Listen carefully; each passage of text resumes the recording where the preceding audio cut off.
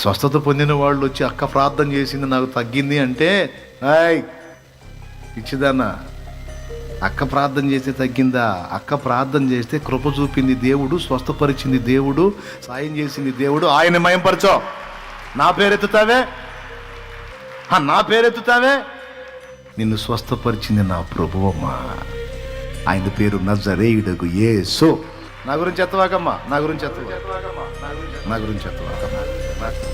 ఎత్తావంటే నేను చెడిపోతా. ఇంకొకరికి ప్రార్థన చేస్తే తగ్గదు. ఎందుకు తగ్గదంటే ఇక నేను ఉప్పొంగుతాను. వద్దమ్మా, ఆ పని చేయవాకమ్మా, నా పేరు ఎత్తవాకమ్మా. నేను అదే చాలా మందికి దండం పెట్టి చెప్పేది అది. ఎందుకో తెలుసా? ఆ ప్రస్తావనలు వచ్చినాయి అనుకో, ఉప్పొంగటం జరిగింది అనుకో, తేడా పడతాం. అందుకే మీరు బైబిల్లో అపోస్తల కార్యంలో భక్తులు అద్భుతాలు చేసిన ప్రతి ఘట్టంలో చూడండి, ఇంత కూడా వాళ్ళు ఉప్పొంగలేదు.